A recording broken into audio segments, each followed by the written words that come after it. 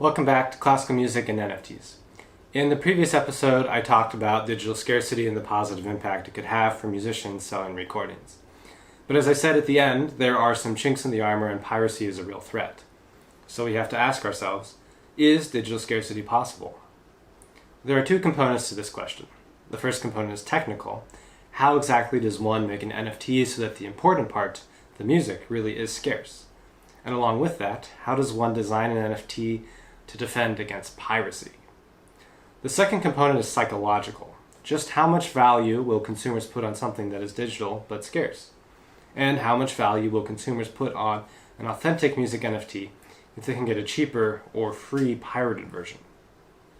In this video, I am going to address the first component, the technical. There are some specific things you can do when creating NFTs that will help preserve digital scarcity. But something we'll find is a trade-off between maintaining scarcity and creating an easy user experience, which is a common theme in Web3 right now. First off, you should definitely make your own minting page. This is a page which people will come to, sync their crypto wallets, pay the set price, and boom, they get an NFT minted and deposited directly in their wallets. In the description below are some links about how to build a minting page, but honestly, even the simplest solution will require some coding chops. The best option right now is probably to find NFT developers to build it for you. But I do expect that pretty soon making minting pages will be ubiquitous and streamlined, and services akin to Squarespace and Weebly will be available and accessible for creating them. The alternative to making a minting page that others come to mint your NFTs is to mint the NFTs yourself. This is literally no harder than uploading an MP3 file and costs pennies depending on the blockchain you use. The NFT will then be deposited in your crypto wallet and you will have to list them for sale on a secondary market. Now, this is a pretty apparent win-win for the minting page, right? Not only is it better for you maintaining digital scarcity, because at that crucial point in time of the initial mint, there is literally no other way for people to get your music other than paying you directly on your site. But this is also better for user experience because your fans can come to your website and conveniently buy your music right there. They don't have to search through OpenSea or any of the other bewildering NFT databases and marketplaces to find it. Second, I'm going to show you a way of designing music NFTs that is very popular and convenient, but that you definitely should not do, because it totally negates digital scarcity for the part that matters the most, the music itself. So this is what comes up on OpenSea when I search music NFTs.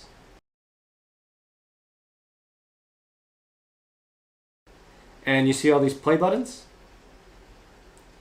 You and I and anybody else with an internet connection can listen to any of these for free without having to own them. Now, some of these are apparently worth a lot of money to some people. They have a collectible value, I suppose. But that doesn't change the fact that I can listen to these things in their entirety whenever I want for free.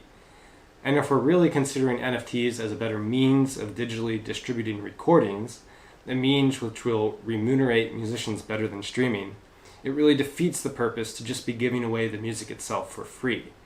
So obviously this is not the way forward.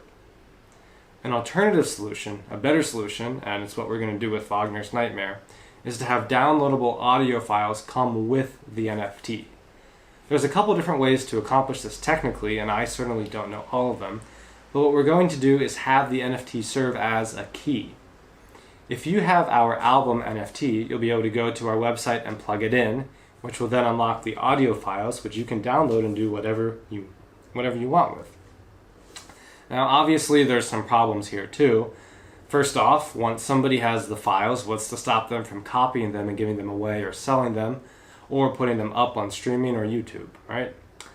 Second, even if we only make 1,000 NFTs, they very well could change hands so that more than 1,000 people will eventually have access to download the files. But for what we're doing, our audience and our budget, and where the technology is right now, this makes sense for us. We are still going to have our unique minting page, so digital scarcity is assured at the outset when it matters most. And with this key system, not just anybody with an internet connection will be able to come through and listen to our music at any time. Something that I do need to explain here is that when an NFT is created, it is going to be findable and viewable in an NFT database. That's just the way it is. But if our NFT is a key, people might be able to go look at it, but they won't be able to press play and listen. Only the person who owns the NFT will be able to use it to unlock our audio files. Now, having the NFT give access to digital downloads does definitely undermine digital scarcity, but it does improve and simplify user experience. The alternative would have been to have the NFT still as a key of sorts, but one which only works when on our website, so people can only listen to our music when on our website. That'll protect against digital files getting loose in the wild, but it's obviously limiting and inconvenient for listeners. A priority for us was making it possible for people to listen to our music offline, because it's nice to be able to unplug and get off the internet for some things in life, like fully listening to music. Also, we know that most of our fan base is going to be new to the whole crypto and NFT thing, so they are already going to have the hurdle of getting a crypto wallet. To balance that out, we want to make the music listening experience as simple and familiar as possible. The other thing we know is that we're not Taylor Swift or Kanye or even Yo-Yo Ma. There's not a huge market for our music nor a huge profit to be gained from pirating it, so we're frankly not that worried about it. And in any case, NFT sales with some pirating will do better than streaming without pirating. Furthermore, we think that our audience is going to be, for the most part, caring and empathetic, and not that likely to just copy the files and pass them on to other people.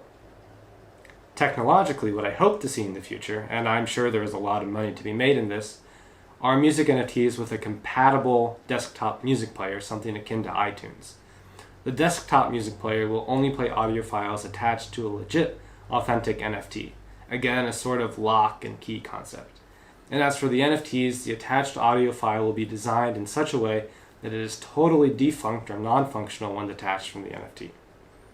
I don't know, this is just what I'm dreaming up and would like to see in the world. If anybody knows of something like this, or people working on this problem, let me know. But in the end, I don't think there is any way to assure and secure digital scarcity for music NFTs. Even with the online lock and key music player I was talking about, there are just so many ways to rip and burn and copy music that I don't think it's going to be 100% possible to prevent it. The audio files will somehow get out into the wild, detached from their NFTs, where they can breed like rabbits. And that brings us to the psychological question. With perfect digital scarcity inevitably being compromised, what value will consumers put on authentic music NFTs if a less expensive pirated version is available? That's the crucial question that nobody has an answer to right now, but I'll share my thoughts on it in the next episode. Please like, subscribe, and we'll be back with more soon.